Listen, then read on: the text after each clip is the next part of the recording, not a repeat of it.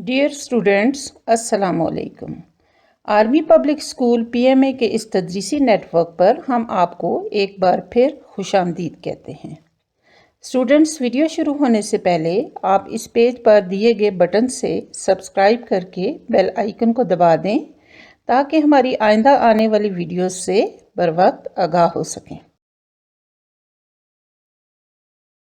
11वें हफ्ते में उर्दू अदब में हमारा उन्वान है जमहूरी इक़दार और रवैये, जो कि सरीर खामा के सफ़ात 39 से लेकर 41 पर मौजूद है और मैं हूँ आपकी मौलमा निगत यास्मीन।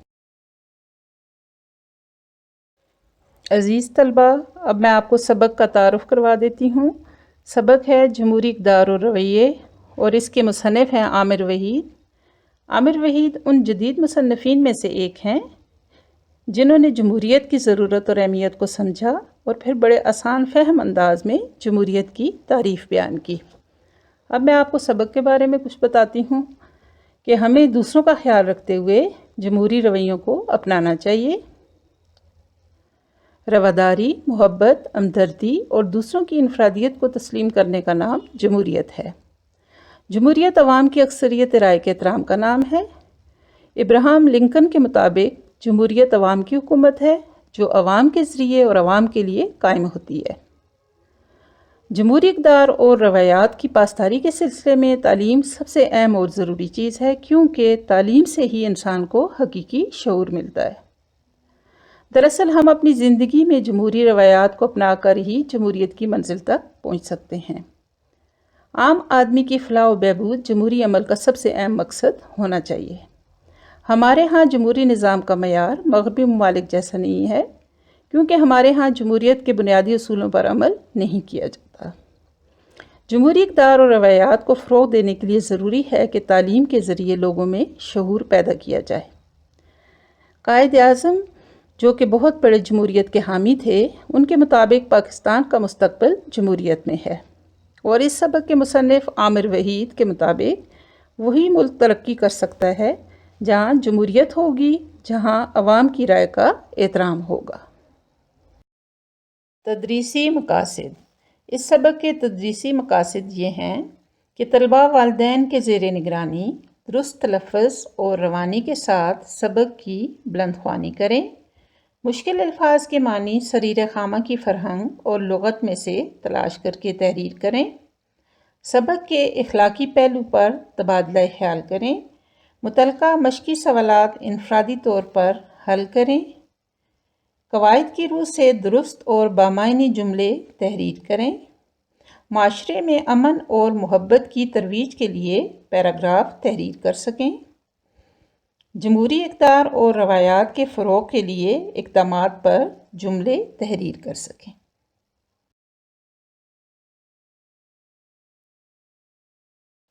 अब हम आते हैं सबक के इखलाकी पहलू की तरफ। हमें दूसरों का ख्याल रखते हुए जमहूरी रवैयों को अपनाना चाहिए। माशरे में रहते हुए हमें दूसरों का ख्याल रखना चाहिए और अपने फ़राइज़ को दयानतदारी से अदा करना ही जमहूरियत है। रवादारी, मोहब्बत, हमदर्दी और दूसरों की इनफरादियत को तस्लीम करने का ही नाम जमहूरियत है। जमहूरियत की तरवीज के लिए तलबा का किरदार और तालीम की अहमियत को उजागर किया जाए। किसी शायर ने क्या खूब कहा है, जमहूरियत का दर्स अगर चाहते हो आप, कोई भी सायादार शजर देख लीजिए। अब हम सबक के अहम नुकात पर तबादला ख्याल कर लेते हैं। आजकल सारी दुनिया में जमहूरियत का दौर दौरा है। आज वही मुल्क तरक्की की शारा पर रवां दवां है जहाँ जमहूरियत फल फूल और पनप रही है। जमहूरियत दरअसल अवामी शऊर की सरबुलंदी का ज़रिया है। दुनिया में जहाँ भी जमहूरी निज़ाम कायम है, वहाँ जमहूरी इक़दार और रवायात की जड़ें भी बहुत गहरी और मजबूत हैं। जमहूरी इक़दार और रवायात की पासदारी के सिलसिले में तालीम सबसे अहम और ज़रूरी चीज़ है, क्योंकि तालीम ही से इंसान को हकीकी शऊर हासिल होता है और वो अपनी ज़िंदगी में सही और गलत में फ़र्क करने के काबिल होता है। जमहूरियत सिर्फ इलेक्शन करवा देने اور اس کے نتیجے میں حکومت بنا دینے کا نام نہیں۔ اہم بات یہ ہے کہ ایک حقیقی جذبے کے ساتھ کسی ادارے کو چلانے کا نام ہی جمہوریت ہے۔ ہمارے ملک میں ویسے تو جمہوری نظام ہی رائج ہے، لیکن اس کا معیار مغربی ممالک جیسا نہیں، کیونکہ ہمارے ہاں جمہوریت کے بنیادی اصولوں پر عمل نہیں کیا جاتا۔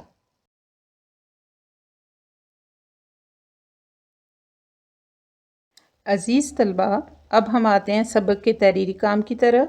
سوال نمبر 1، جز الف سے لے کر ہ تک۔ طلباء سب سے پہلے سبق کا بغور مطالعہ کریں، پھر والدین کے زیر نگرانی سوال نمبر 1 کے تمام اجزاء الف سے لے کر ہ پر زبانی تبادلہ خیال کریں، پھر ان کے جوابات اپنے الفاظ میں سبق کے متن کے مطابق تحریر کریں۔ اب ہم سوالات جوابات پر تھوڑا سا تبادلہ خیال کر لیتے ہیں۔ سب سے پہلا سوال نمبر 1 کا جز ہے الف، جمہوریت کیا ہے؟ تو اس کا جواب ہے جمہوریت عوام کی اکثریت رائے کے احترام کا نام ہے۔ سادہ لفظوں میں جمہوریت عوام کی حکومت ہے جو عوام کے ذریعے اور عوام کے لیے قائم ہوتی ہے۔ پھر ہم آتے ہیں جز ب کی طرف۔ تعلیم انسان کی شخصیت پر کیا اثرات مرتب کرتی ہے؟ تو اس کا جواب ہے تعلیم سے انسان کو حقیقی شعور حاصل ہوتا ہے اور وہ اپنی زندگی میں صحیح اور غلط میں فرق کرنے کے قابل ہوتا ہے۔ پھر آتے ہیں جز ج کی طرف۔ جمہوریت کی منزل تک پہنچنے کے لیے کس چیز کی ضرورت ہے؟ تو اس کا جواب ہے ہماری روزمرہ زندگی کے تمام معاملات میں بھی جمہوری اقدار اور روایات کا احترام اشد ضروری ہے۔ دراصل ہم اپنی زندگی میں جمہوری روایات کو اپنا کر ہی جمہوریت کی منزل تک پہنچ سکتے ہیں۔ پھر آتے ہیں جز د کی طرف۔ ہمارے ملک میں جمہوریت اپنی جڑیں مضبوط کیوں نہیں کر سکی؟ تو اس کا جواب ہے کہ جمہوریت کی کامیابی یا ناکامی میں سیاسی جماعتوں اور ان کی قیادت کا کردار بہت اہمیت کا حامل ہے۔ ہماری بدقسمتی ہے کہ دوسرے ترقی پذیر ممالک کی طرح پاکستان میں بھی جمہوریت اور اس کی اقدار حقیقی انداز میں اپنی جڑیں مضبوط نہیں کر سکی، کیونکہ عوام کی خدمت کا نعرہ بلند کر کے اقتدار میں آنے والوں نے عوام کو بھیڑ بکریوں کے علاوہ کچھ نہ سمجھا اور جمہوری روایات کے مطابق عوام سے کیے گئے وعدوں کو ایفا نہ کیا۔ پھر ہم آتے ہیں اس کے جز ہ کی طرف۔ ہمارے ملک میں جمہوری نظام مغربی ممالک سے کیسے مختلف ہے؟ تو اس کا جواب ہے ہمارے ملک میں جمہوری نظام ہی رائج ہے، لیکن اس کا معیار مغربی ممالک جیسا نہیں، کیونکہ ہمارے ہاں جمہوریت کے بنیادی اصولوں پر عمل نہیں کیا جاتا، مثلاً آئین پسندی، قانون کی حکمرانی، سماجی اور سیاسی حقوق اور معاشی انصاف پر عمل نہیں کیا جاتا۔ صحت عامہ، تعلیم، پینے کے صاف پانی کی فراہمی اور دیگر شہری ضروریات کے لیے ریاست کا رویہ انتہائی کمزور رہا ہے۔ اب ہم آتے ہیں سوال نمبر 2 کی طرف۔ طلباء والدین کے زیر نگرانی دیے گئے الفاظ سے بامعنی اور قواعد کی روح سے درست اور معیاری جملے تحریر کریں گے۔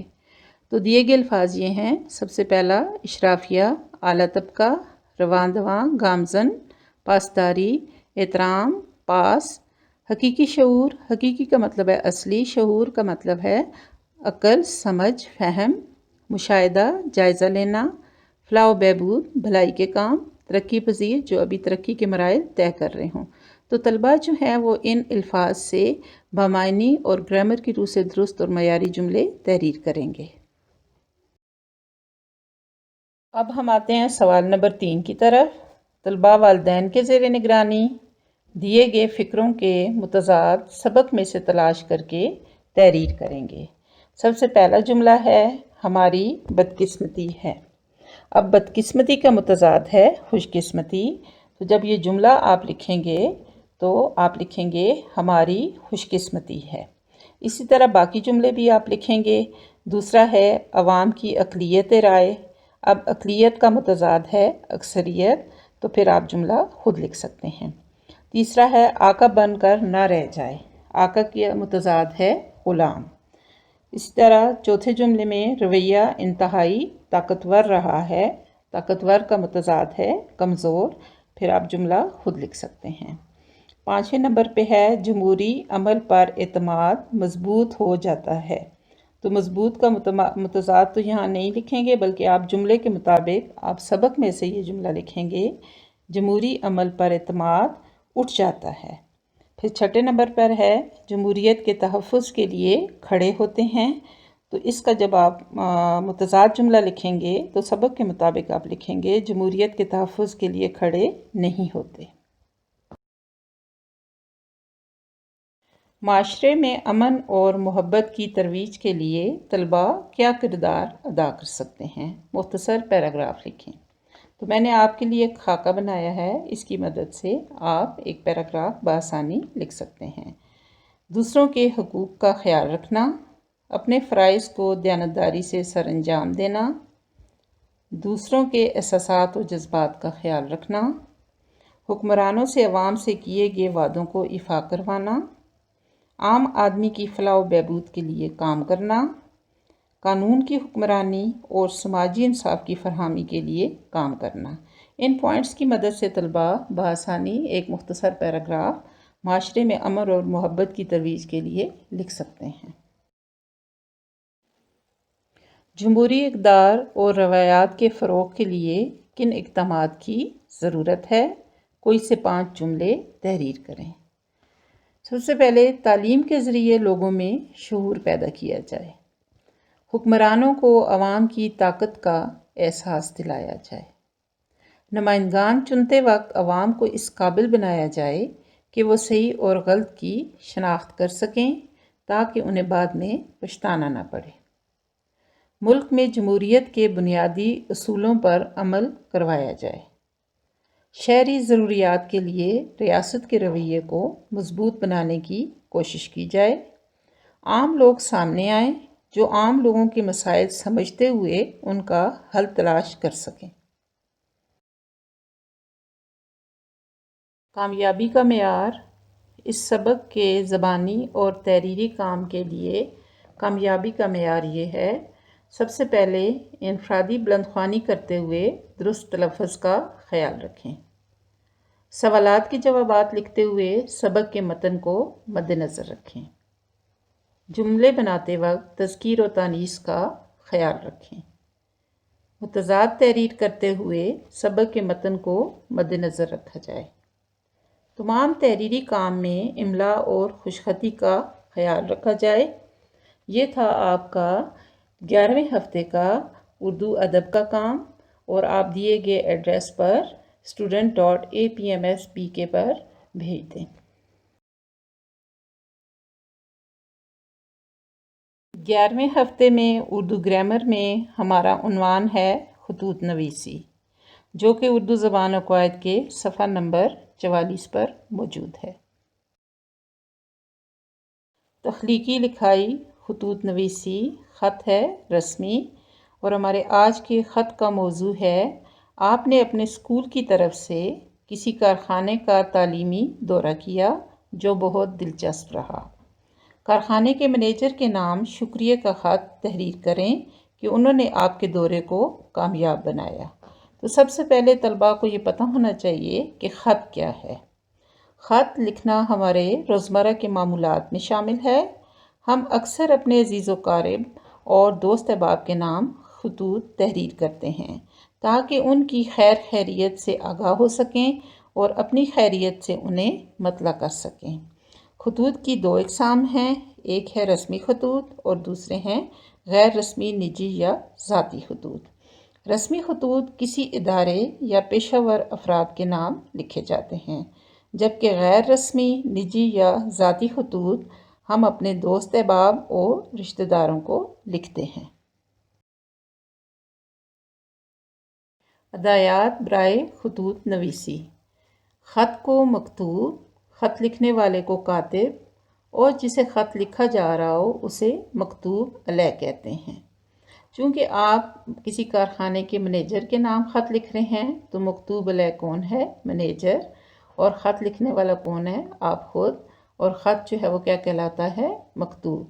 خط کو مختلف پیراگراف کی صورت میں لکھا جاتا ہے۔ ہر پیراگراف میں موضوع کے ایک نئے پہلو پر تبادلہ خیال کیا جاتا ہے۔ خط کی زبان آسان، سادہ اور واضح ہونی چاہیے۔ خط کا مؤثر اختتام ضروری ہے۔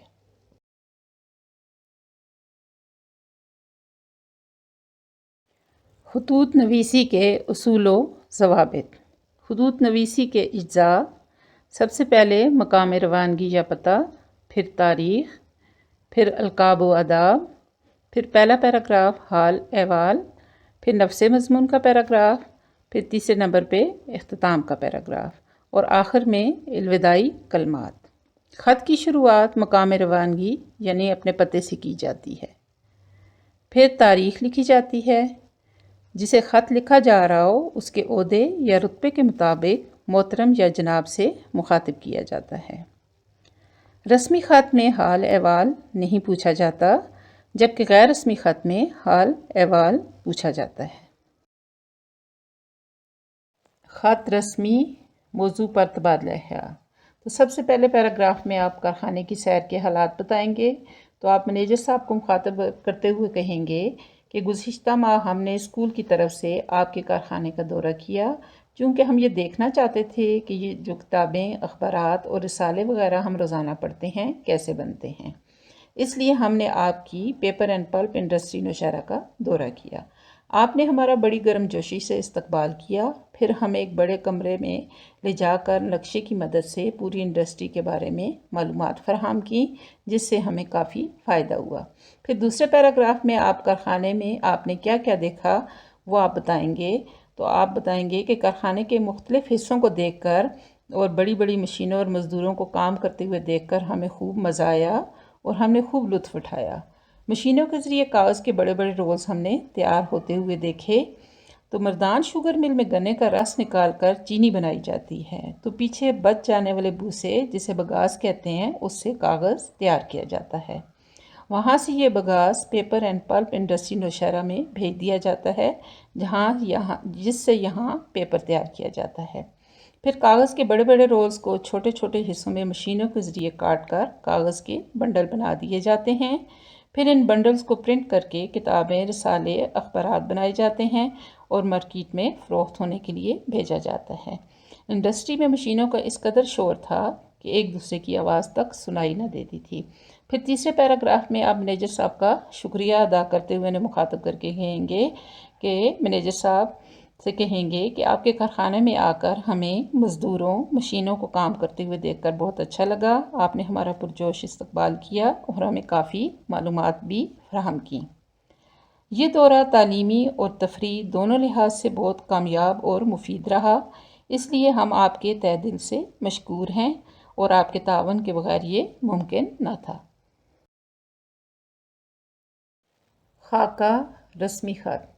میں نے آپ کے لیے ایک رسمی خط کا خاکہ تیار کیا ہے، اس کو آپ مد نظر رکھتے ہوئے اپنا خط بآسانی لکھ سکتے ہیں۔ تو سب سے پہلے ہے پتہ یعنی مقام روانگی، پھر دوسرے نمبر پہ ہے تاریخ، پھر القاب و آداب۔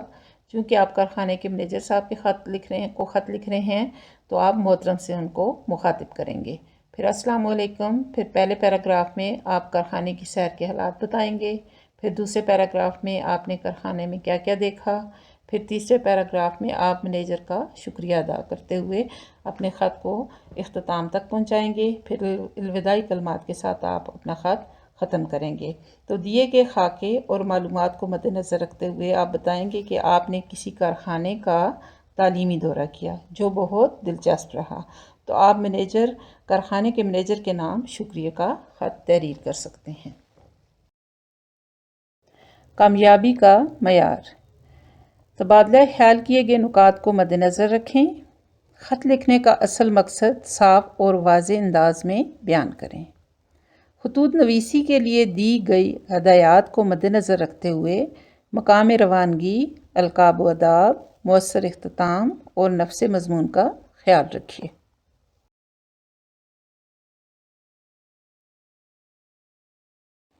طلبہ، یہ تھا آپ کا 11ویں ہفتے کا اردو گرامر کا کام۔ یہ کام الگ صفحات پر کر کے دیے گئے ایڈریس student.apms.pk پر بھیج دیں۔ اب اجازت چاہتی ہوں، اپنے گھر والوں کا خیال رکھیے گا۔ خدا حافظ۔